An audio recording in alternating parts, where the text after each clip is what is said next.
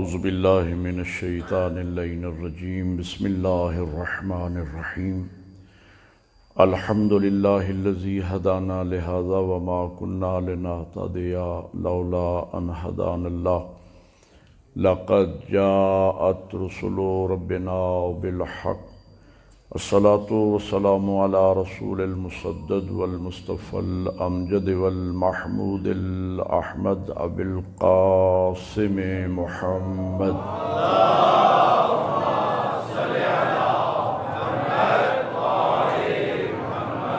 وآلہ الطیبین الطاہرین المعصومین اما بعد فقد قال اللہ تبارک و تعالی فی کتابہ الاعلی بسم اللہ الرحمن الرحیم انما یرید اللہ لیذہب عنکم الرجس اہل البیت ویطہرکم تطہیرا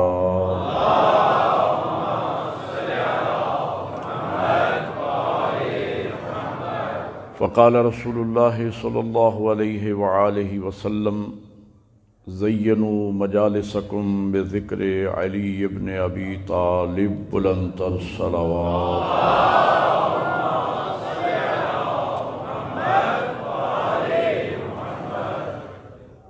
برادران ایمانی، موالیان حیدر کرار، میں سب سے پہلے تمام برادران اسلامی کی خدمت میں بالعموم اور موالیان حیدر کرار کی خدمت میں بالخصوص اور اپنے زمانے کے امام کی بارگاہ مقدس میں بالاخص 13 رجب کی مناسبت سے دل کی اتھاہ گہرائیوں سے مبارکباد پیش کرتا ہوں۔ 13 رجب ہماری زندگی کا وہ خوبصورت ترین دن ہوتا ہے کہ جس دن ہم دنیا کے سارے غم بھلا کر صرف اور صرف خوشیاں مناتے ہیں۔ غم دورہ ہم سے بہت دور چلا جاتا ہے اور مولا متقیان کی ولادت کی خوشیوں کو ہم دل کی اتھاہ گہرائیوں سے محسوس کرتے ہیں۔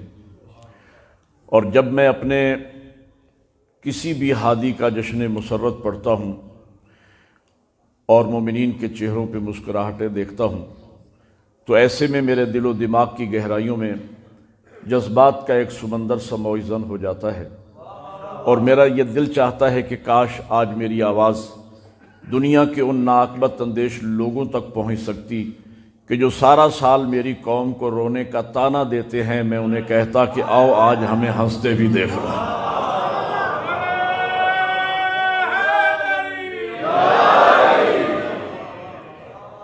اس لیے کہ اگر ہمیں اہل بیت کے غم میں غم منانا آتا ہے تو ان کی خوشیوں میں خوشیاں منانا بھی ہمیں آتا ہے۔ آپ نے بہت خوبصورت ذوق سماعت کا مظاہرہ کیا، تو یہ جملہ بھی میرا دل چاہتا ہے میں کہوں کہ یہ رات وہ ہے کہ جس رات میں مسکرانا بھی عبادت ہے۔ دودھی صاحب قبلہ موجود ہیں، ان کی موجودگی میں ایک طالب علمانہ سا استنباط ہے، بہت خوبصورت کلام پڑھا برادر بزرگ نے، اللہ سلامت رکھے، بہت خوبصورت نذرانہ عقیدت پیش کیا بارگاہ اہل بیت میں۔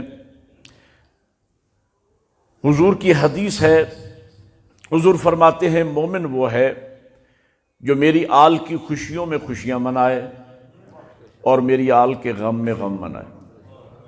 غم کے بارے میں ایک معروف حدیث ہے، تمام کتب میں موجود ہے، فرمایا من بقا علی الحسین ابقا و تباقا وجبت لہ الجنہ، کہ جو میرے بیٹے حسین کے غم میں روئے یا رلائے یا رونے کی شکل بنا لے تو اس پر اللہ جنت کو واجب قرار دیتا ہے۔ تو میرا طالب علمانہ استنباط یہ ہے کہ اگر غم کے موقع پر رونے کی شکل بنانے سے جنت واجب ہوتی ہے تو 13 رجب کی رات مسکرانے سے بھی جنت واجب ہے۔ ایک نعرہ مل کے عبادت کریں، سارے بولیں حیدری۔ آج ہمارے مسکرانے کی رات ہے، خانوادہ عصمت و طہارت کے گھر میں خوشی ہے، اور جب بھی میں اپنے کسی بھی معصوم ہادی کا جشن مسرت پڑھتا ہوں تو اس احساس فخر کے ساتھ کہ یہ مکتب اہل بیت ہی کا ترہ امتیاز ہے کہ ہم ہی اپنے پیشواؤں کا یوم ولادت منا سکتے، اور ہمارے ہادیوں نے ہمیں حکم دیا کہ ہماری ولادت پہ ہمارا جشن مناؤ، ہماری شہادت پہ ہمارا تابوت اٹھاؤ۔ اس کا راز یہ ہے کہ کہیں ہمارے فضائل کے رو میں بہہ کر ہمیں خدا نہ مان لینا۔ پیدا ہونا بھی مخلوق کی علامت ہے، تابوت مخلوق کا اٹھتا ہے، خالق کا نہیں۔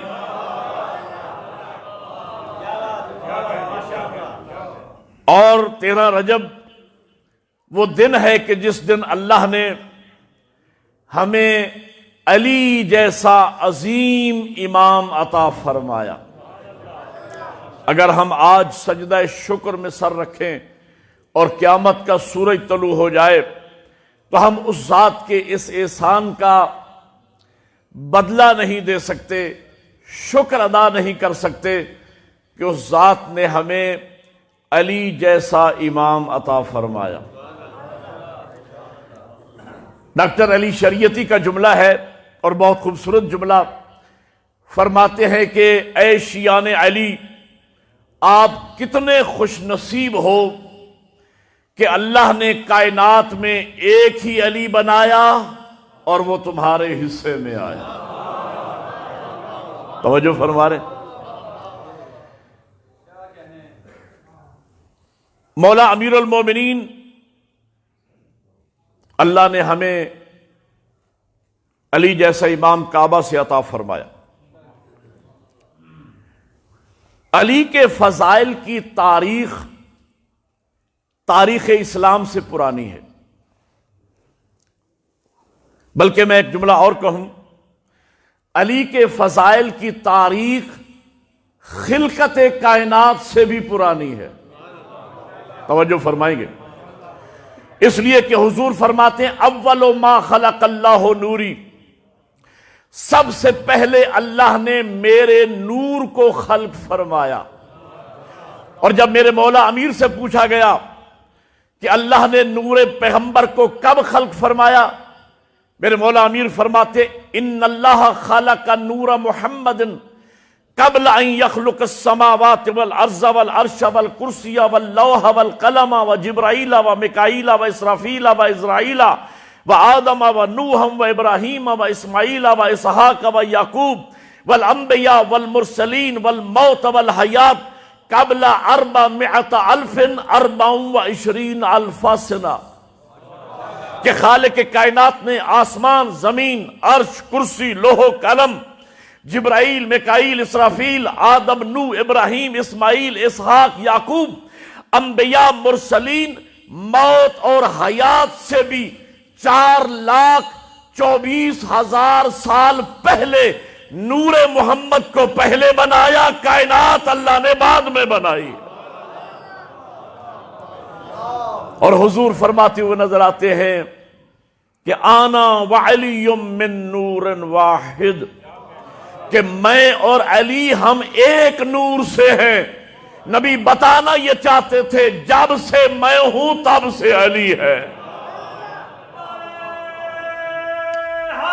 حیدری اس ظاہری دنیا میں علی کے فضائل کی تاریخ اسلام سے پرانی ہے، اس لیے کہ تاریخ اسلام دعوت ذوالعشیرہ سے شروع ہوتی ہے، جبکہ میرے مولا امیر کے فضائل کی تاریخ ولادت کعبہ سے شروع ہوتی ہے، جو تاریخ اسلام اور دعوت ذوالعشیرہ سے 10 سال پہلے کا واقعہ ہے۔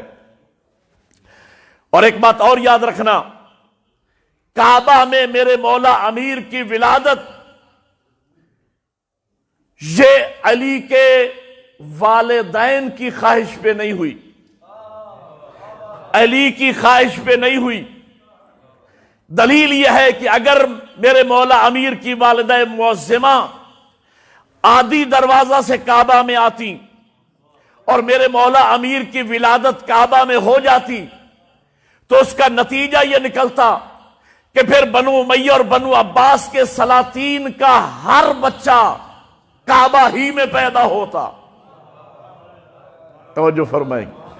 اگر میرے مولا امیر کی والدہ عادی دروازہ سے کعبہ میں آتی اور مولا امیر کی ولادت کعبہ میں ہو جاتی، پھر بنو امیہ اور بنو عباس کے سلاطین کا ہر بچہ کعبہ ہی میں پیدا ہوتا، لیکن 1400 سال سے لے کر آج تک آج بھی کعبہ چیلنج بنا ہوا ہے کہ جس کا دل چاہے کعبہ میں آئے، شرط ایک ہے، اسے دیوار راستہ دے۔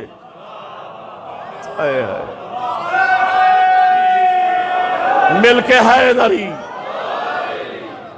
اگر عادی دروازے سے بی بی کعبہ میں آتی تو میں مان لیتا کہ شاید علی کو کعبہ کی تمنا ہوگی، لیکن دیوار کعبہ نے علی کی ماں کو راستہ دے کے بتایا، میری ضرورت کا نام علی ہے۔ توجہ فرمائیں گے، ایک جملہ میں آپ کی نظر کرنا چاہ رہا ہوں۔ جب ہم مولا امیر کے فضائل کی طرف نگاہ کرتے ہیں، دنیا تو فضائل کے پیچھے دوڑتی ہے، لیکن فضائل علی کے پیچھے دوڑتے ہیں۔ توجہ ہے یا نہیں؟ مجھے بتاؤ، علی کو سورہ دہر کی تمنا یا سورہ دہر کو علی کی ضرورت؟ اگر علی جائیں روٹیاں لے کر مدینے کے یتیم، اسیر اور مسکین کے در پہ، میں مان لیتا ہوں کہ علی کو سورہ دہر کی تمنا ہوگی، لیکن اگر مدینے کا یتیم، اسیر اور مسکین علی کا دروازہ کھٹکھٹا کے روٹیاں لے جائے اور سورہ دہر آ جائے تو ماننا پڑے گا سورہ دہر کی ضرورت کا نام علی ہے۔ مجھے بتاؤ، علی کو ولایت کی تمنا یا ولایت کو علی کی ضرورت؟ اگر علی جائیں انگوٹھی لے کر سائل کے در پہ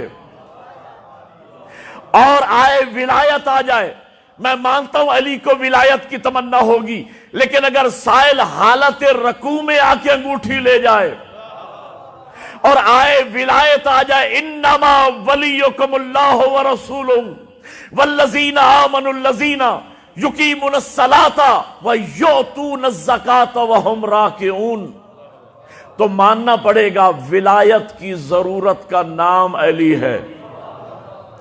پیغمبر اسلام نے مولا متقیان کی امامت و ولایت کا اعلان کیا، اور تاریخ میں ہے کہ ایک الگ خیمہ لگایا، وہاں مولا امیر کو بٹھایا، حکم دیا اصحاب و صحابیات کو، جاؤ باری باری جا کے علی کو مبارک دو۔ ایک علی کے چاہنے والے نے عجیب انداز میں علی کو مبارک دی، تاریخ میں جس کا نام ساسا ابن سوہان لکھا ہے، یہ علی کی ولایت کا عارف، علی کا شیعہ، علی کے خیمے کے در پہ آیا، آداب و تسلیمات کے بعد کہتا ہے، یا علی میں آپ کو مبارک دینے نہیں آیا۔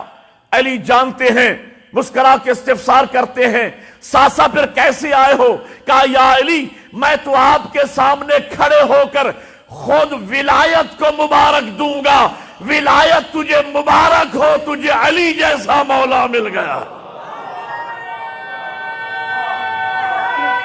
مل کے حیدری، تجھے علی جیسا مولا مل گیا ہے۔ مجھے بتاؤ، علی کو علم کی تمنا یا علم کو علی کی ضرورت؟ اگر علی جائیں علم مانگنے کے لیے تو علی کو علم کی تمنا، اور اگر علی بلا کے علم دیے جائیں، اللہ اکبر۔ یہاں پر ایک جملہ میں کہنا چاہتا ہوں، مولانا شبلی نعمانی نے ایک جملہ لکھا کتاب سیرت النبی میں کہ علی کا خیبر کو فتح کرنا یہ کوئی علی کا کمال نہیں، یہ تو اللہ نے شروع ہی سے ازل سے فتح خیبر کا معاملہ علی کے مقدر میں لکھ دیا تھا، وہ تو علی ہی سے فتح ہونا تھا، اس میں کوئی علی کا کمال نہیں۔ میں نے کہا، نوانی صاحب، علی کے مقدر کی کہانی بڑی عجیب ہے، کعبہ میں آنا علی کا مقدر، بولو یار جشن سننے آئے ہو، کعبہ میں آنا علی کا مقدر، آغوش پیغمبر علی کا مقدر، لعاب رسالت علی کا مقدر، دوش پیغمبر علی کا مقدر، زہرا جیسی بیوی علی کا مقدر، حسنین جیسے لال علی کا مقدر، بدر کا فاتح بننا علی کا مقدر، احد میں ذوالفقار کا آنا علی کا مقدر، خندق کا کل ایمان بننا علی کا مقدر، خیبر میں علم کا ملنا علی کا مقدر۔ علی کے مقدر کو دیکھ کر مجھے تقدیر بھی علی کا چاہنے والا تو نہیں ہے؟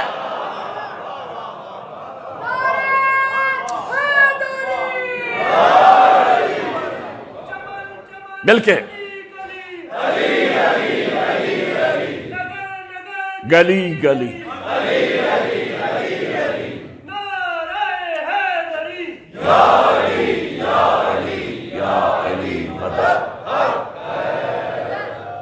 جو فرما رہے مولا امیر کے فضائل علی کے تعاقب میں ہے.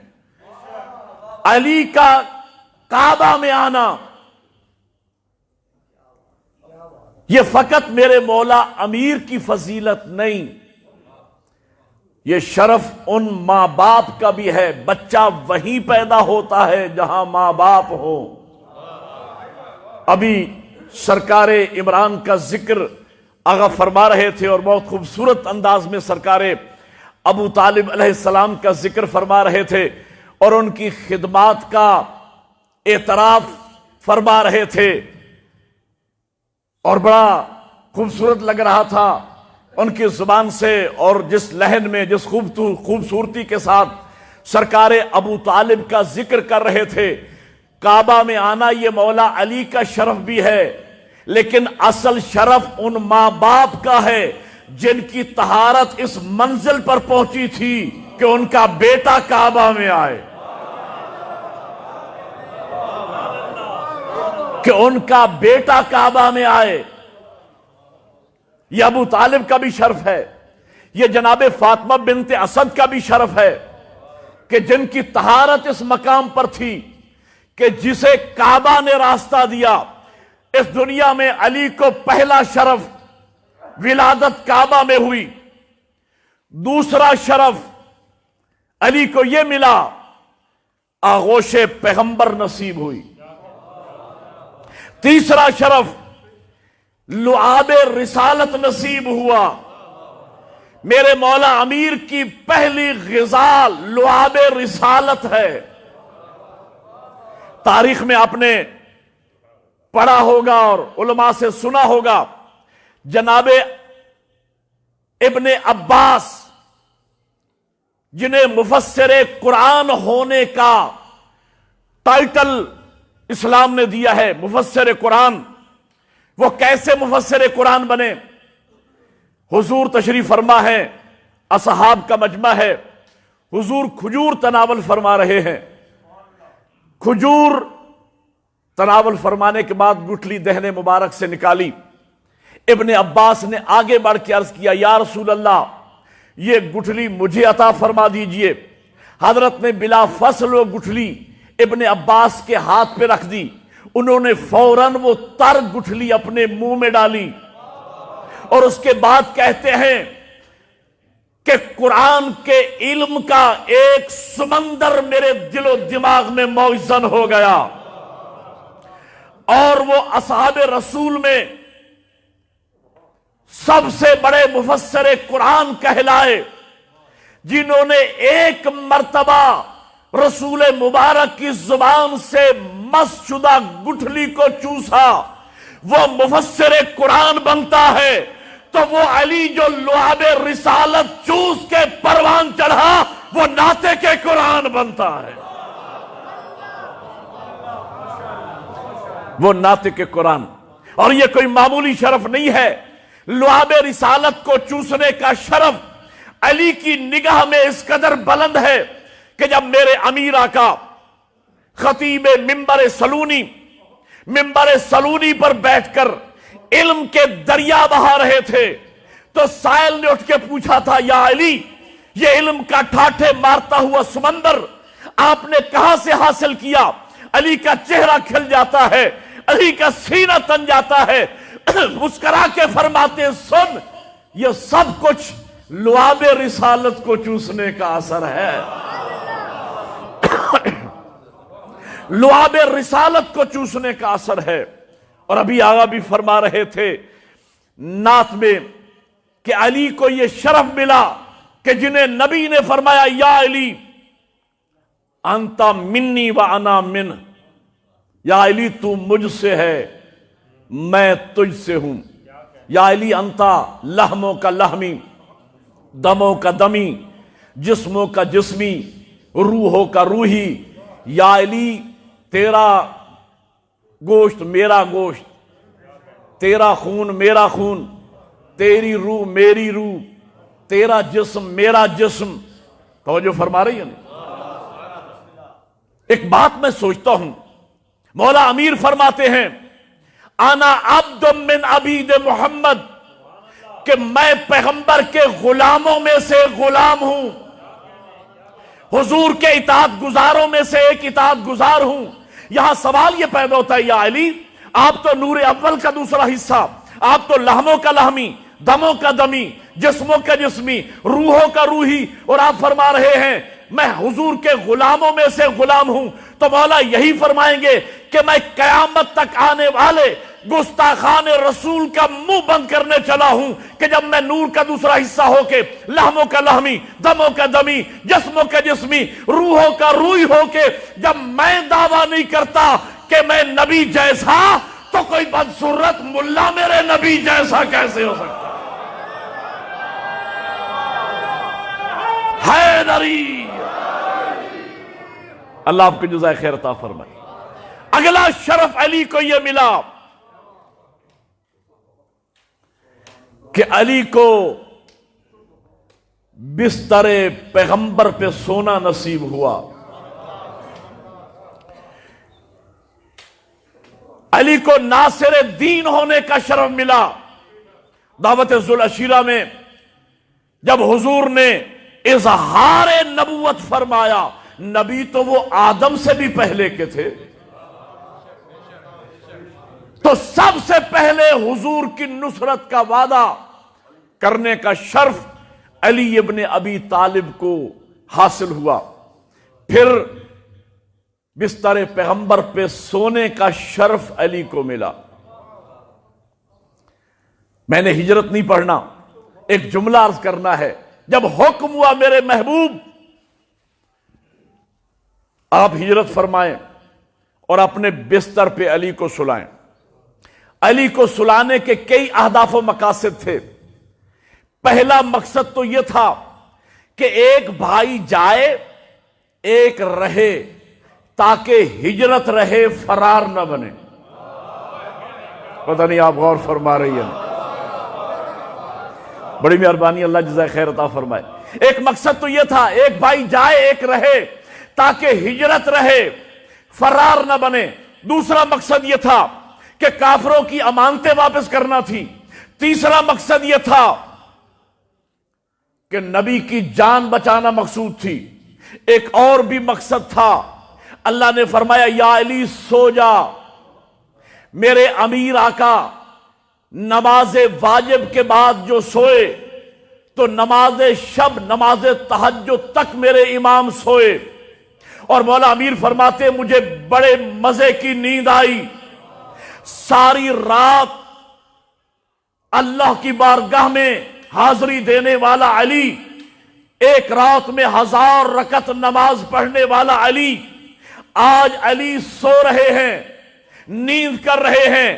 اور علی کو سلانے کا مقصد یہ تھا کہ مولا امیر نے ارشاد فرمایا تھا خطبہ مولا امیر کا، 19 رمضان کی شب میرے مولا امیر آدھ رات کے ٹائم ریش مبارک پہ ہاتھ رکھ کے آسمان کی طرف دیکھ کر فرماتے ستاروں گواہ رہنا، ساری زندگی علی نے تمہیں طلوع ہوتے بھی دیکھا ہے، غروب ہوتے بھی دیکھا ہے، گواہ رہنا ساری زندگی تم نے علی کو سوتے نہیں دیکھا۔ ساری زندگی کا شب زندہ دار علی نہیں سوئے، سوئے تو ایک رات شب ہجرت، اور اللہ نے اس لیے سلایا یا علی ایک رات نیند کر، اور اس نیند کو شہرت دی، اس لیے کہ اللہ فرماتا ہے میں نے قرآن مجید میں اپنی تعریف ان لفظوں میں بیان کی ہے، لا تاخذہ سنۃ ولا نوم، میری ذات وہ ہے، میری شان یہ ہے، نہ مجھے اونگ آتی ہے نہ مجھے نیند آتی ہے۔ یا علی میں بھی نہیں سوتا، تو بھی نہیں سوتا، ایک رات نیند کر کے بتا تو مخلوق ہے، میں تیرا خالق ہوں۔ اللہ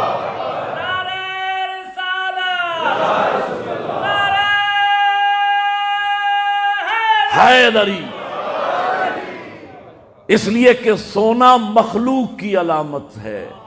ایک رات سو کے بتا، علی سوئے شب ہجرت، یہ شرف علی کو ملا بستر پیغمبر پہ سونے کا۔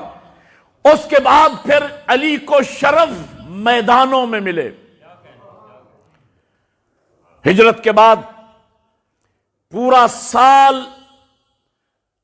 ابو سفیان تیاری کرتا رہا، فوج جمع کرتا رہا، اسلحہ اکٹھا کرتا رہا کہ ہم مدینے جائیں گے اور جا کر مسلمانوں کے نبی کا سر لے کے آئیں گے، اور بدر کے مقام پر مجھے جنگ نہیں پڑنا ہے، علی کے شرف گنوانے ہیں۔ کفار کی تعداد تقریباً 1000، مسلمانوں کی تعداد 313۔ جہاد شروع ہوا، جنگ شروع ہوئی، 70 بندے کافروں کے مارے گئے، 70 کافر مارے گئے، جن میں سے 36 صرف میرے مولا علی نے قتل کیے۔ اب یہاں پہ ایک جملہ کہہ کر میں آگے بڑھ جاؤں گا، یعنی 70 بندہ کافروں کا مارا گیا، جن میں سے 36 صرف مولا علی نے قتل کیے، باقی 930 کا 930 کافر بھاگ کھڑا ہوا۔ تاریخ کہتی ہے کہ جب وہ ایک پہاڑی کے دامن میں اکٹھے ہوئے تو ایک دوسرے سے پوچھتے تھے، ارے تو کیوں بھاگا، ارے تو کیوں بھاگا، ارے تو کیوں بھاگا؟ ہر کافر کہتا تھا میں کیا کرتا، میرے پیچھے علی تھا۔ توجہ ہے یہ نہیں؟ میرے پیچھے علی ابن ابی طالب تھے۔ اس کے بعد اگلا شرف علی کو احد میں ملا کہ آسمانی اسلحہ علی کے لیے اللہ نے نازل فرمایا۔ اجازت ہو تو ایک جملے میں احد بھی سنا دوں۔ احد میں ابو سفیان تگنی طاقت لے کے آیا، 3000 کا لشکر لے کر۔ مسلمانوں کی تعداد 700 یا 1000 کے لگ بھگ تھی، اور تاریخ یہ کہتی ہے کہ ایک مرتبہ یک بارگی سے کفار نے حملہ کیا اور مسلمانوں کے پاؤں اکھڑ گئے۔ علی نے قبضہ تلوار پہ ہاتھ رکھا، میمنہ کو میسرہ پہ، میسرہ کو میمنہ پہ پلٹا۔ علی لڑتے جا رہے ہیں، حفاظت رسول کرتے جا رہے ہیں کہ لڑتے لڑتے علی کی تلوار ٹوٹ گئی۔ رابطہ کیا، پروردگار محبوب کو بچانا ہے تو تلوار بھیج۔ جبرائیل کو حکم ہوا، جبرائیل تو پوچھتا تھا مالک جنت اور تلوار کا کیا جوڑ ہے؟ اٹھاؤ جنت سے ذوالفقار، 2 علی کے ہاتھ میں۔ میں نے بعض علماء سے سنا کہ تلوار جب جبرائیل کے ہاتھ میں تھی 1.25 گز تھی، علی کے ہاتھ میں آئی 70 گز لمبی ہو گئی۔ علی نے قبضہ ذوالفقار پہ ہاتھ رکھا، میمنہ کو میسرہ پہ، میسرہ کو میمنہ پہ پلٹا، سر کٹ کٹ کے بارش کی طرح گرنے لگے۔ اب جبرائیل واپس بھی جا رہا ہے، مڑ مڑ کے علی کی جنگ بھی دیکھ رہا ہے۔ وہیں سے علی کو داد دی شاہ مرداں، شیر یزداں قوت پروردگار، لا فتح الا علی، لا سیف الا ذوالفقار۔ جنگ احد کے فاتح ہونے کا شرف بھی علی کے مقدر میں آیا، اور بدر اور احد میں جب ابو سفیان نے میرے مولا امیر کی کارکردگی کو دیکھا تو کفار کی ہائی کمان سر جوڑ کر بیٹھی۔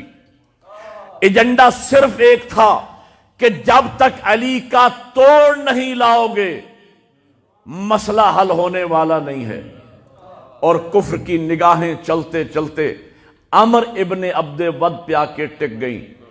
یہ خندق میں عمر کو لائے تھے علی کا توڑ بنا کے، لیکن وہ بھی چشم فلک نے دیکھا کہ علی کے ایک ہی وار کے نتیجے میں عمر 2 حصوں میں بٹ گیا۔ جشن کا موقع ایک جملہ عرض کروں، علی بانٹتے برابر تھے، چاہے یوں بانٹیں یا یوں بانٹیں۔ اللہ آپ کو جزائے خیر عطا فرمائے۔ 2 حصوں میں بٹ گیا۔ عمر کے قتل ہو جانے کے بعد اب کفار میں مسلمانوں کا مقابلہ کرنے کی سکت باقی نہ رہی۔ اب انہوں نے خیبر کے یہودیوں کو اکسانا شروع کیا۔ خیبر کے یہودیوں نے مسلمانوں کے قافلوں پہ شب خون مارنا شروع کیے۔ حضور نے کئی دفعہ ڈیلیگیشن بھیجے، وفود بھیجے، مذاکرات ہوئے، سورہ بھی نازل ہوا، لکم دینکم ولی دین، تمہارا دین تمہارے لیے، ہمارا دین ہمارے لیے، جیو اور جینے دو، لیکن وہ باز نہ آئے۔ اب حضور لشکر لے کر گئے۔ میں ایک بات عرض کیا کرتا ہوں، جہاد کی ایک بنیادی شرط یہ ہے کہ جہاد ڈیفینسو ہوتا ہے، اوفینسو نہیں ہوتا۔ اسلام میں جہاد پہل کرنے کا نام نہیں، جارحیت کرنے کا نام نہیں، اسلام میں جہاد دفاع کرنے کا نام ہے۔ اگر آپ اسلامی جہاد کی آؤٹ لائن بنانا چاہیں تو آپ کو مین 4 جنگوں کو سامنے رکھنا پڑے گا: جنگ بدر، جنگ احد، جنگ خندق اور جنگ خیبر۔ ان 4 جنگوں میں سے 3 جنگیں وہ ہیں جو مدینہ میں لڑی گئی۔ جنگ بدر مدینہ میں لڑی گئی، جنگ احد مدینہ میں لڑی گئی، جنگ خندق مدینہ میں لڑی گئی۔ کیا مطلب؟ یعنی دشمن حملہ کرنے آیا، حضور نے دفاع کا حکم دیا۔ ہو سکتا ہے میرے برابر کے دوست سوچ رہے ہو مولانا خیبر تو اوفینسو ہے، خیبر میں تو باقاعدہ نبی لشکر لے کر گئے، لیکن یاد رکھنا خیبر بھی دفاع ہے، حملہ نہیں ہے۔ دلیل یہ ہے کہ حضور کم و بیش 10,000 کا لشکر لے کر گئے۔ 29 یا 39 دن مختلف روایات بیان ہوتی ہیں، کتابوں میں بھی مختلف روایات ہیں، ہلکی پھلکی جھڑپیں بھی ہوتی رہیں، حضور سمجھانے کی کوشش کرتے رہے۔ اصل نبی چاہتے یہ تھے کہ طاقت کے استعمال سے بہتر ہے کہ طاقت کے مظاہرے سے کام چل جائے، لہذا حضور نہیں چاہتے تھے کہ خون بہے۔ بہرحال جب وہ نہیں مانے، خیبر کے یہودیوں کو یہ زوم تھا کہ ہم بہادر لوگ ہیں، ہم قلعہ بند لوگ ہیں، ہم انہیں کچل دیں گے، ہم ان مسلمانوں کو مسل دیں گے، ہم یہ کر دیں گے وہ۔ جب وہ نہیں مانے، اب حضور نے فرمایا میں کل علم اس کو دوں گا جو مرد ہوگا، کرار ہوگا، غیر فرار ہوگا۔ میں نے پہلے جملہ عرض کیا کہ علی کو علم کی تمنا یا علم کو علی کی ضرورت۔ لوگ علم لینے کے لیے ساری رات جاگتے رہے، علی آرام کرتے رہے۔ علی کو بلا کے نبی نے علم دیا، توجہ ہے۔ اور میں نے عرض کیا کہ خیبر دفاع ہے، حملہ نہیں ہے۔ اور جب میرے مولا امیر آئے، ایک جملہ کہہ کے آگے بڑھتا ہوں، مولا امیر آئے مرحب کے مقابلے میں، تو سب سے پہلے خیبر دفاع ہونے کی دلیل یہ ہے کہ سب سے پہلے میرے مولا، اگر خیبر اوفینسو ہوتا تو جیسے ہی مرحب سامنے آیا تھا میرے امیر آقا اسے ایک ہی وار میں 2 حصوں میں بانٹ دیتے، لیکن نہیں، سب سے پہلے میرے امیر آقا نے اسے اسلام آفر کیا۔ ایک بات اور میں عرض کروں، جہاد اور جنگ میں زمین و آسمان کا فرق ہے۔ میں ایک مثال عرض کیا کرتا ہوں، جنگ اور جہاد میں کیا فرق ہے؟ جنگ ہے لڑائی، جہاد ہے آپریشن۔ توجہ فرما رہی ہیں؟ میں جنگ اور جہاد، جنگ ہے لڑائی، جہاد ہے آپریشن۔ کیا مطلب؟ لڑائیوں کے فیصلے گلیوں اور فٹ پاتھوں پہ ہوتے ہیں، آپریشن کا فیصلہ آپریشن تھیٹر میں ہوتا ہے۔ لڑائی کا فیصلہ ہر بندہ کر سکتا ہے، آپریشن کا فیصلہ صرف سرجن ڈاکٹر کرتا ہے۔ میں ایک مثال دوں، فرض کیجئے یہاں کوئی بچہ لایا جائے جسے کوئی پھوڑا ووڑا نکلا ہوا ہو، اور 500 بندہ مل کر کہے کہ اس بچے کا آپریشن ہونا چاہیے اور آج ہونا چاہیے، اور اس مجمع میں ایک سرجن ڈاکٹر بیٹھا ہو، وہ آگے بڑھ کے کہے کہ نہیں آج اس کا آپریشن نہیں ہوگا، 6 مہینے کے بعد ہوگا، تو بات 500 بندے کی نہیں مانی جائے گی، اکیلے سرجن کی مانی جائے گی۔ تو پتہ یہ چلا اسلام کے اکثر احکامات میں اجماع کی کوئی حیثیت نہیں، قول معصوم حجت ہے۔ میں نے کچھ کہا پتہ نہیں آپ سمجھے یا نہیں، قول معصوم حجت ہے۔ جنگ ہے، لڑائی، جہاد ہے، آپریشن، لڑائی میں اسلحہ بے دریغ چلتا ہے۔ اور ایک بات اور سمجھیے، لڑائی میں اسلحہ جراثیم سے پاک نہیں کیا جاتا، جبکہ آپریشن میں سرجن ڈاکٹر اوزار کو جراثیم سے پہلے پاک کرتا ہے پھر استعمال کرتا ہے۔ لڑائی میں اسلحہ بے دریغ چلتا ہے، جو سامنے آ گیا اسے کاٹ دیا، لیکن آپریشن میں سرجن ڈاکٹر اوزار کو انچوں کے حساب سے استعمال کرتا ہے۔ سرجن کی کوشش ہوتی ہے، توجہ آخری حلالی تک، سرجن کی کوشش ہوتی ہے جس عضو میں جان باقی رہ سکتی ہے اسے بچا لو۔ اب میں جملہ عرض کروں، میرے امیر آقا جہاد کرتے تھے، علی آپریشن کرتے تھے، یہی وجہ ہے علی کی تلوار نسلیں دیکھ دیکھ کے چلا کرتی تھی۔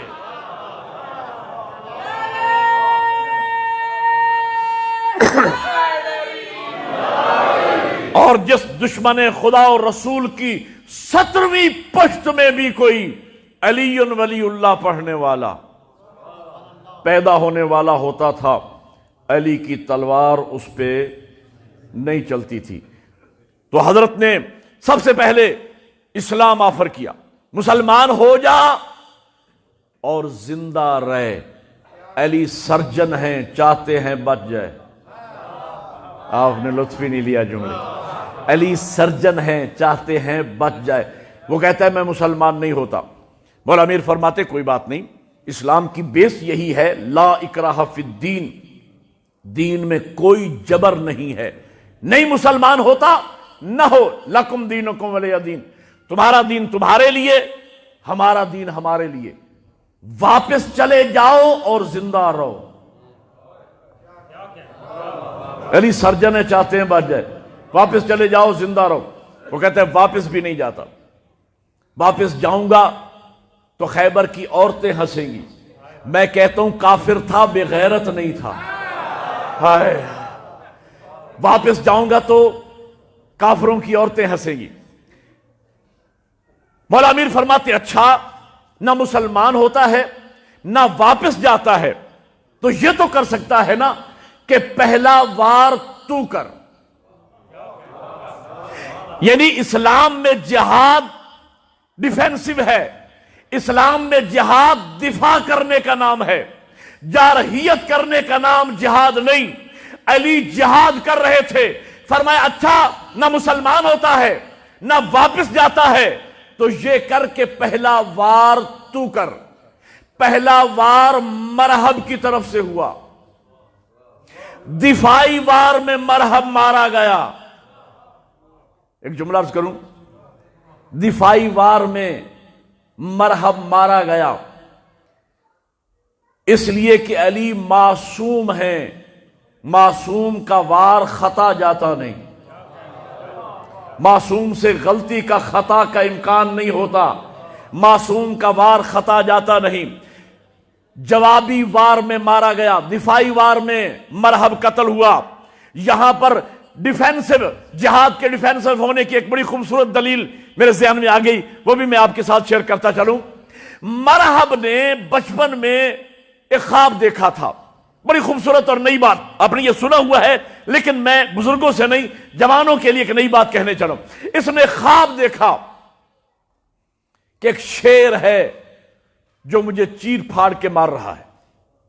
خواب سے بیدار ہوا، روایت میں ہے کہ اس کی آیا یا اس کی ماں اسٹرالوجسٹ تھی، ماہر علم نجوم، اس نے اپنی ماں یا آیا کو خواب بیان کیا، اس نے ذائچہ بنایا، کیلکولیشن کرنے کے بعد اس نے نتیجہ یہ نکالا کہ بیٹا ماں کی وصیت زندگی بھر یاد رکھنا، حیدر نام کے بندے سے نہ لڑنا۔ ہائے جزاک اللہ، حیدر نام کے بندے سے نہ لڑنا۔ یعنی اس نے خواب بیان کیا ماں کے سامنے کہ ایک شیر ہے جو مجھے چیر پھاڑ کر کے مار رہا ہے۔ ماں نے سینچا بنایا، نتیجہ نکالا کہ بیٹا ماں کی وصیت یاد رکھنا، حیدر نام کے بندے سے نہ لڑنا۔ شیر کے 20 نام ہیں، اس لیے کہ اس کے حملے کے انداز 20 ہیں۔ ہر حملے کے انداز کے حوالے سے شیر کے نام مختلف ہیں۔ کسور بھی شیر کو کہتے ہیں، زیغم بھی شیر کو کہتے ہیں، غضنفر بھی شیر کو کہتے ہیں، اسد بھی شیر کا نام ہے، عباس بھی شیر کو کہتے ہیں، حیدر بھی شیر کو کہتے ہیں۔ خاندان عصمت و طہارت کا شرف یہ ہے، ایک گھر 2 شیر۔ حیدر بھی شیر کا نام ہے، عباس بھی شیر کا نام ہے۔ حیدر اس شیر کو کہتے ہیں جو اپنے شکار کو چیر پھاڑ کے مار رہا ہو، اس وقت اس کو حیدر کہا جاتا ہے۔ یہ میرے مولا امیر کا نک نیم تھا، خاندانی نام۔ بچپن میں ماں نے پنگھوڑے میں ازدر کو چیرتے دیکھا تو پیار سے نام رکھا، یہ میرا حیدر ہے۔ اچھا میں ایک بات سوچتا ہوں، بچپن میں ماں نے پنگھوڑے میں ازدر کو چیرتے دیکھا، نام رکھا حیدر۔ میں سوچتا ہوں اگر یہی ماں علی کو خیبر میں دیکھ لیتی پتہ نہیں کیا نام رکھتی۔ تو حیدر میرے مولا امیر کا خاندانی نام تھا، ماں نے پیار سے رکھا تھا، اصل نام تھا علی۔ اور یہ نام علی بھی اللہ نے اپنے نام علی سے مشتق کر کے علی رکھا۔ اللہ کے ناموں میں ایک نام علی ہے یا نہیں؟ وہ بولو یار۔ یاد رکھو یہ ہستیاں جہاں سے آئی ہیں ان کے نام بھی وہیں سے آئے ہیں۔ اللہ نے نام رکھا، حضور کا نام اللہ نے رکھا، سیدہ کا نام اللہ نے فاطمہ رکھا، امام حسن مجتبی کا نام اللہ نے حسن رکھا، امام حسین علیہ السلام کا نام اللہ نے حسین رکھا، آئمہ کے نام اللہ نے رکھے، حتیٰ کہ جناب زینب کا نام اللہ نے زینب رکھا۔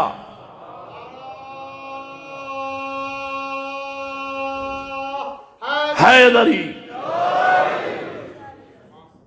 توجہ فرما رہے ہیں۔ یکم شعبان بی بی کی ولادت، اسی رجب میں بی بی کی شہادت۔ بی بی کا نام زینب اللہ نے رکھا۔ یہ 2 لفظوں کا مجموعہ ہے۔ 25 رجب کو پھر مجھے حاضر ہونا ہے تو میں کوشش کروں گا کہ اس بی بی کے متعلق بھی کچھ عرض کروں اور اس بی بی کے فضائل آپ کو سناؤں۔ زینب، یہ 2 زین العب، 2 لفظوں کا مجموعہ، یعنی باپ کی زینت، باپ کی زینت۔ تو جناب زینب کا نام، علی مولا کا نام اللہ نے علی رکھا، اصل نام ہے علی۔ کعبہ میں پیدا ہوئے علی، بستر پیغمبر پہ سوئے علی، بدر کے فاتح علی، احد میں اسلحہ علی کے لیے آیا، خندق میں کل ایمان علی قرار پائے، خیبر میں قرار غیر فرار علی قرار پائے، فتح مکہ کے موقع پہ بت علی نے توڑے۔ یعنی علی اصل نام علی ہے، حیدر خاندانی نام ہے، ماں نے رکھا۔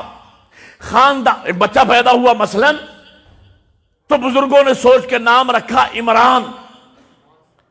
اب ہر جگہ عمران ہے، سکول میں عمران، کالج میں عمران، یونیورسٹی میں عمران، تنظیم میں عمران، مسجد میں عمران، مثلا امام بارگاہ میں عمران، ہر جگہ عمران۔ لیکن پیارا بچہ تھا، خوبصورت، تو ماں نے پیار سے اس کا نام رکھ دیا، نک نیم مون، چاند۔ اب ماں جانتی ہے یہ مون ہے، باپ جانتا ہے، محلے والے رشتہ دار قریبی جانتے ہیں، باہر کسی کو پتہ نہیں۔ اسی طریقے سے میرے مولا کا نام تھا علی، ہر جگہ علی۔ حیدر ماں نے پیار سے نام رکھا تھا،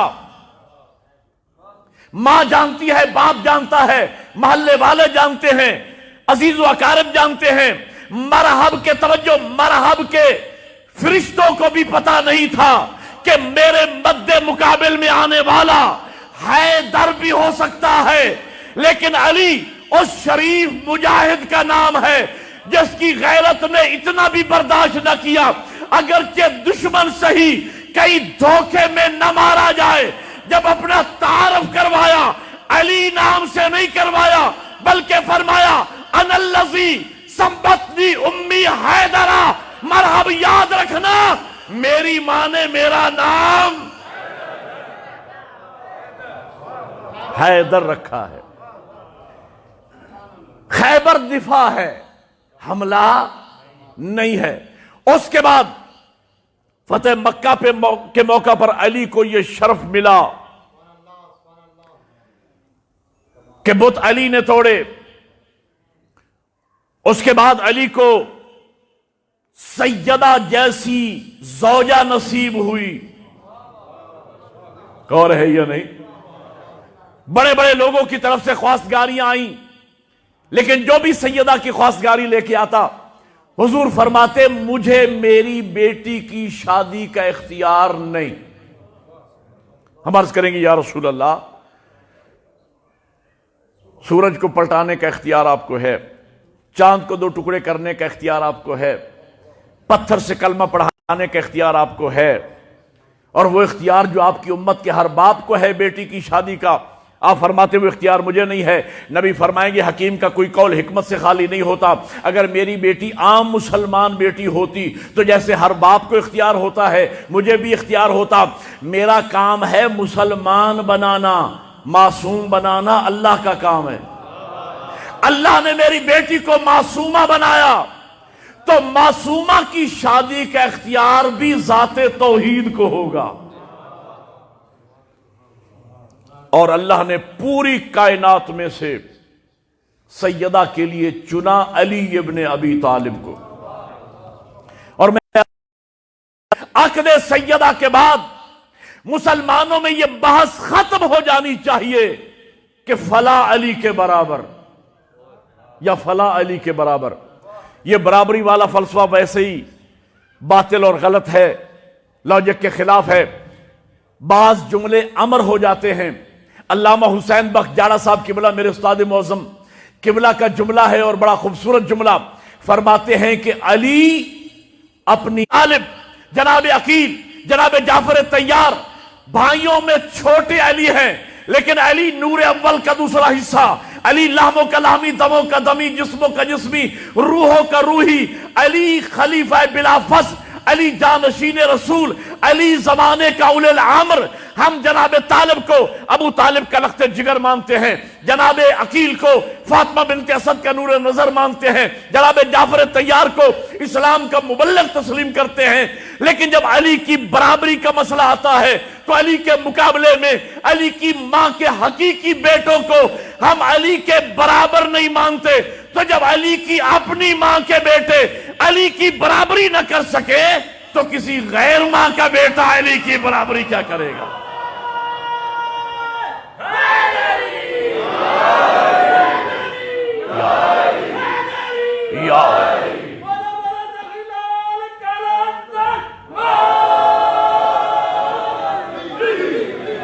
توجہ فرما رہے ہیں آپ حضرات، اللہ آپ کو جزائے خیر عطا فرمائے۔ جی تو میں کہنا یہ چاہ رہا تھا، علی کو یہ شرف ملا، اور ایک دن مولا متقیان بھی سیدہ کی خواستگاری کے لیے تشریف لائے، شرم و حیا کا سر جھکا کے بیٹھ گئے۔ علامہ اظہر حسین زیدی صاحب قبلہ کا جملہ ہے جو بزرگ تشریف فرما ہے، جنہوں نے زیدی صاحب کو سنا، ان کی یاد تازہ کرنے لگا ہوں۔ فرماتے ہیں کہ سوچ رہے تھے علی کے حضور سے ان کی بیٹی کا رشتہ مانگے تو کیسے، اور یوں لگ رہا تھا کہ آج مشکل کشا خود مشکل۔ پھر ان کی مشکل کشائی زیدی صاحب فرماتے ہیں خود نبی نے فرمائی، کہا یا علی میں سمجھ گیا آپ میری بیٹی سیدہ کا رشتہ مانگنے آئے ہیں، یا علی مبارک ہو، ابھی جبرائیل نے آ کے مجھے بتایا کہ خدا بعد از درود و سلام فرماتا ہے میرے محبوب میں نے علی و بطول کا نکاح عرش پہ پڑھا دیا۔ یہاں مسجد نبوی میں آپ بھی علی و بطول کا نکاح پڑھا دیں۔ بھائی ہر کسی کا ایک ایک نکاح، علی و بطول کے 2 نکاح، کیوں؟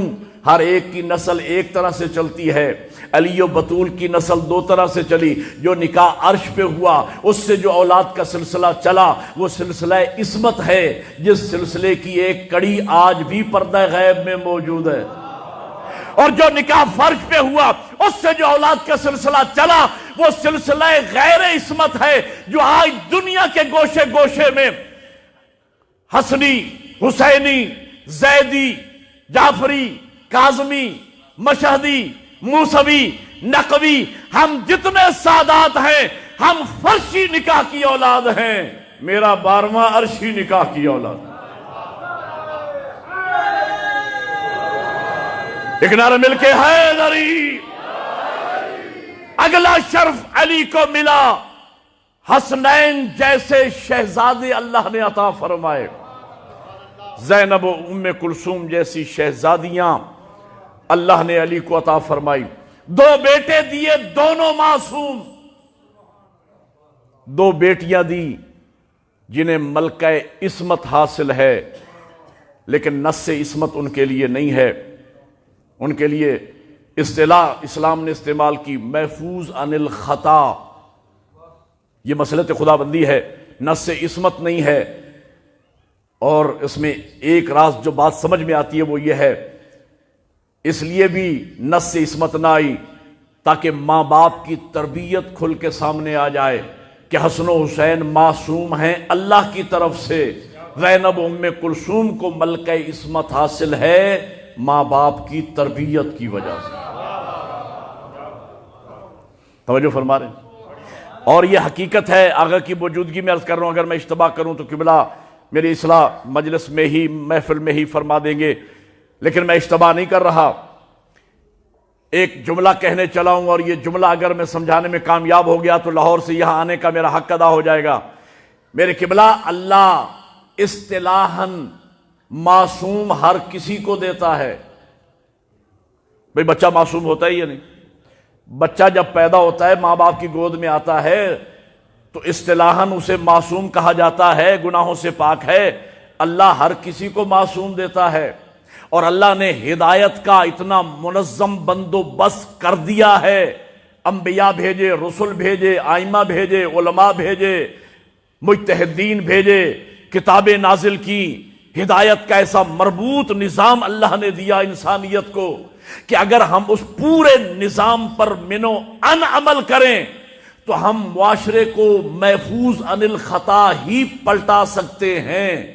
لیکن اللہ نے معصوم دیے، ہم نے معاشرے کو گناہگار پلٹائے۔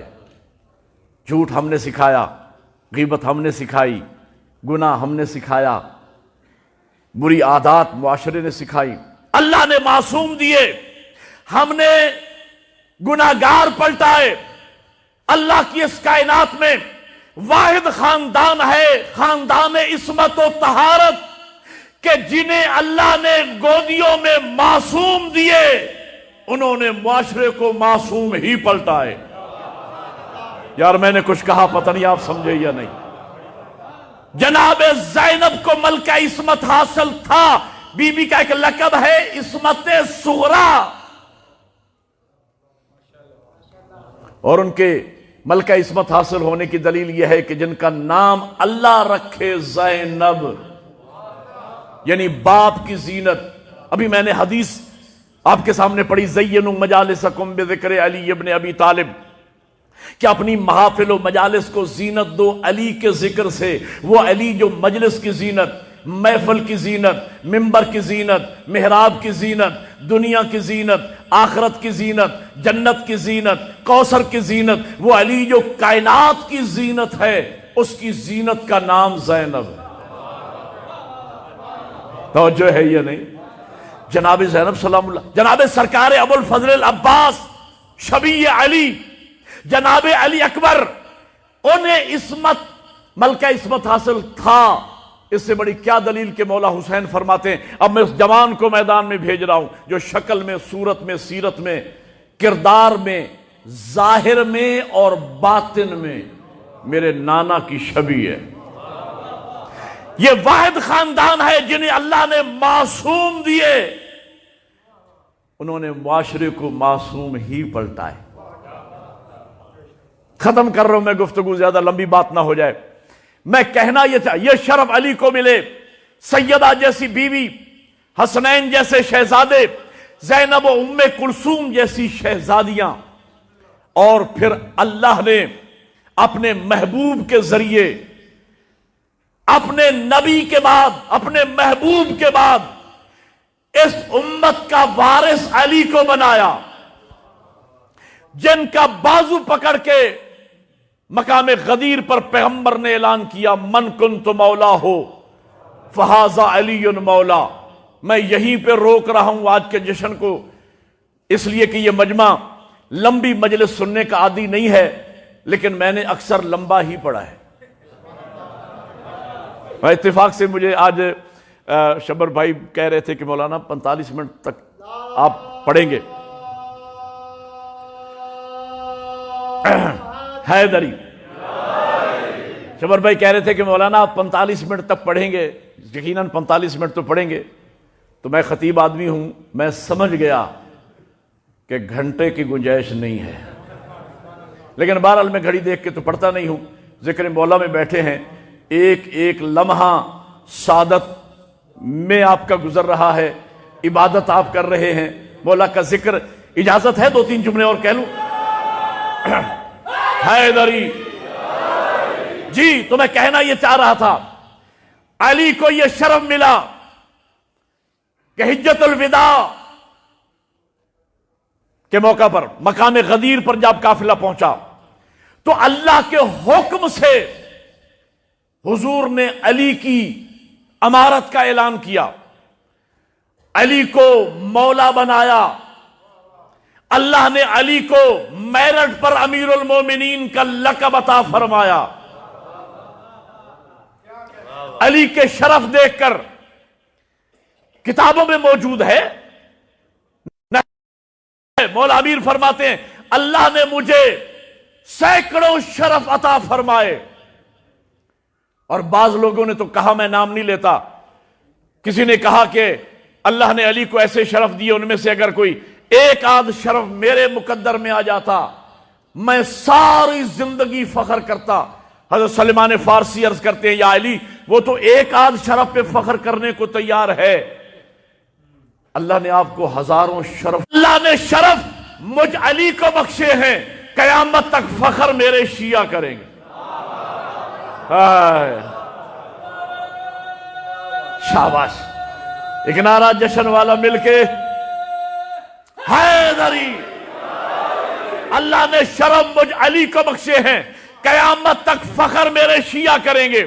اللہ نے علی کو امیر المومنین بنایا، علی کی اوصاف دیکھ کر، علی کے شرف دیکھ کر، علی کی خدمات کو دیکھ کر میرٹ پر اللہ نے یہ پروٹوکول علی کے لیے اللہ نے عطا فرمایا، امیر المومنین۔ اور کسی امام کے نام کے ساتھ امیر المومنین نہیں لگا۔ جب کسی نے میرے مولا حسن مجتبیٰ کو پکارا یا امیر المومنین، تو مولا حسن مجتبیٰ فرماتے ہیں کہ آج کے بعد مجھے امیر المومنین نہ کہنا۔ کہا فرزند رسول کہ آپ امیر المومنین نہیں؟ فرمایا بے شک میں امیر المومنین ہوں۔ کہا مولا میں آپ کو امیر المومنین کہوں؟ فرمایا نہ، یہ لقب مخصوص ہے میرے بابا علی ابن ابی طالب کے ساتھ۔ ایسا ہے قبلہ، میرے مولا میرے بابا علی کے ساتھ مخصوص ہے یہ لقب۔ اللہ نے علی کو امیر المومنین بنایا۔ اب لطف آپ نے لینا ہے، میں جشن چاہتا ہوں کہ بھرپور انداز سے ختم کروں۔ بادشاہوں کو یہ لقب پسند آ گیا۔ اب اگلے جملے پہ آپ نے لطف لینا ہے۔ میں عرض کیا کرتا ہوں کہ بھائی بادشاہ کا لباس اگر فٹ پاتھ پر بیٹھے ہوئے کسی فقیر کو پہنا دیا جائے تو وہ جوکر ہی تو لگے گا۔ اوہو، توجہ ہے یا نہیں؟ یہ لباس تھا علی ابن ابی طالب کا، یہ لقب اللہ نے میرٹ پر اہل سمجھ کے علی کو دیا۔ اچھا میں ایک بات اور کہوں، لائق سجدہ اللہ کی ذات ہے۔ اچھا اس نکتے کو بھی سمجھ لیجئے، خصوصاً عزیز نوجوان سر اٹھا کے بیٹھیں، میرے بزرگ مجھ سے بہتر جانتے ہیں، اور قبلہ عالم تو مجھ سے بہت وہ فاضل شخصیت ہے، ان کی موجودگی میں جملہ عرض کر رہا ہوں، لائق سجدہ صرف اللہ کی ذات ہے، اس لیے کہ سجدہ عبادت ہے۔ معبود صرف ایک ہے، لا الہ الا اللہ، کوئی معبود نہیں سوائے اللہ کے۔ یہ اعضائے سبع، 7 اعضاء، پیشانی، ہاتھ کی 2 ہتھیلیاں، 2 گھٹنے، 2 انگوٹھے، یہ زمین پر سجدہ جسے کہتے ہیں، یہ مخصوص ہے معبود حقیقی کے لیے۔ اللہ کے علاوہ کوئی لائق سجدہ نہیں۔ یہ پیر کو سجدہ، یہ فقیر کو سجدہ، یہ دربار کو سجدہ۔ یہ تفسیر میں رائے بیان ہوئی کہ ملائکہ نے حضرت آدم علیہ السلام کو سجدہ کیا، آدم قبلہ تھا، سجدہ ذات توحید کو تھا۔ بھئی ایک سوال کا جواب دو، ہم شیعہ سنی مسلمان کعبہ کو سجدہ کرتے ہیں یا کعبہ کی طرف سجدہ کرتے ہیں؟ بولو یار، اگر کوئی کعبہ کو سجدہ کرتا ہے تو وہ مشرک ہے۔ سجدہ کعبہ کو نہیں، کعبہ کی نسبت ذات توحید کی طرف ہے، خالی رخ ہوتا ہے ہمارا قبلہ کی طرف، سجدہ ذات توحید کو ہے۔ آدم قبلہ تھے، سجدہ اللہ کی ذات کو۔ جناب یعقوب علیہ السلام اور ان کے 11 فرزندوں نے جناب یوسف کو دیکھتے ہی سجدہ کیا۔ یہ جناب یوسف کو سجدہ نہیں تھا، یہ یوسف کو دیکھنے کے بعد اللہ کے شکر کا سجدہ تھا۔ اور ہے یا نہیں؟ زائرین بیٹھے ہوں گے، جب زائرین کربلا جاتے ہیں، بسوں سے اترتے ہیں اور سامنے روضہ امام حسین نظر آتا ہے، مومنین سجدہ کرتے ہیں۔ یہ سجدہ روزے کو نہیں ہے، یہ اللہ کے شکر کا سجدہ ہے جس نے زیارت کا شرف عطا فرمایا۔ لائق سجدہ صرف اللہ کی ذات ہے۔ لیکن جن انسانوں کا مقدر پھوٹا اور انہوں نے اللہ کو سجدہ نہ کیا تو ان کی پیشانیاں پھر کیسی خسیس خسیس چیزوں کے سامنے جھکیں۔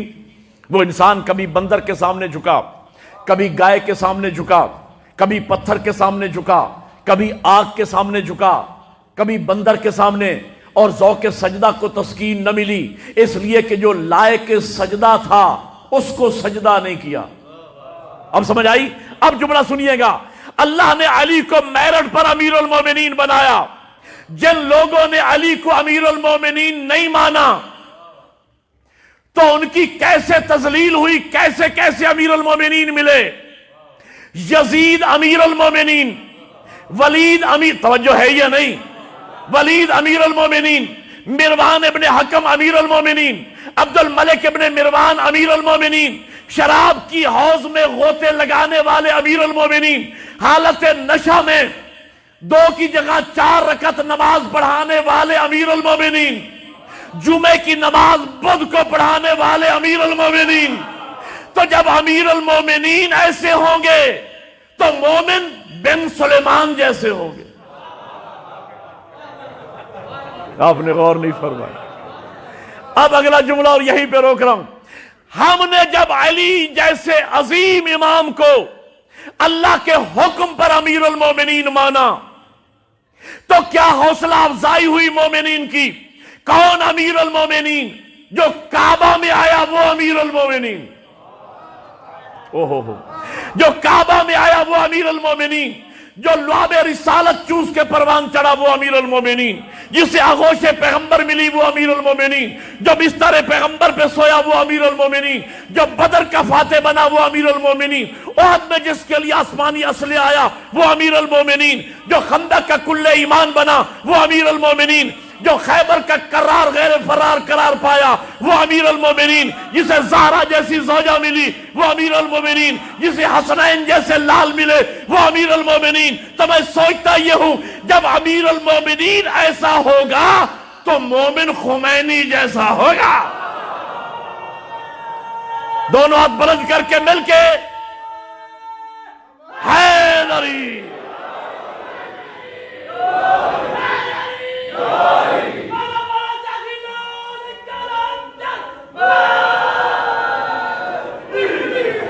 بے نبی عربی و رسول مدنی۔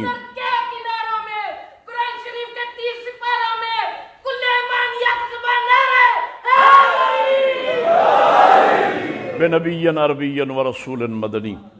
بأخیہ اسد اللہ مسمى بعلی وبزہراء بطول وبأم ولدتھا وبسبتیہ وشبلیہما نجل زکی وبسجاد والباکر والصادق حقا وبموسیٰ وعلی وتقی ونقی وبذی العسکری والحجة القائم الذی یضرب بالسیف بحکم الازلی وتقبل بقبول حسن رب دعانا بنبی بعلی بنبی۔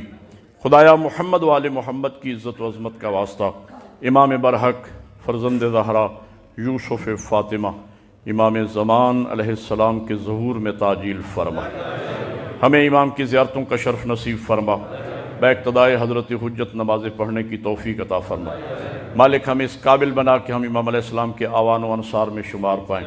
آل محمد کی عزت و عظمت کا واسطہ میرا مالک حاضرین مومنین و مومنات میں اگر کوئی بیمار ہے تو صحت کاملہ و عاجلہ عنایت فرما، پریشان حال مومنین کی پریشانیاں دور فرما، بے اولاد گودوں کو مولود کعبہ کے صدقے میں ان کی گودوں کو اولاد کی دولت سے مالا مال فرما، جنہیں بچے دیے ہیں قرآن و تعلیمات اہل بیت کی روشنی میں ان کی صحیح تربیت کی توفیق عنایت فرما۔ خدایا محمد و آل محمد کی عزت و عظمت کا واسطہ ہمیں مولود کعبہ کی سیرت پر عمل پیرا ہو کر صحیح مومن اہل بیت بننے کی توفیق عنایت فرما۔ اللہ نے ہمیں علی جیسا مولا عطا فرمایا تو علی کو شیعہ کیسے چاہیے؟ جس شان کا مولا ہے اسی شان کے باکردار شیعہ علی کو چاہیے، ہمیں ایسا شیعہ بنا کہ مولا ہم پر فخر کر سکے۔ میرا مالک آل محمد کی عزت و عظمت کا واسطہ ہمارے تمام مراکز کو بالخصوص اس مرکز کو دن دگنی رات چگنی ترقی عنایت فرما۔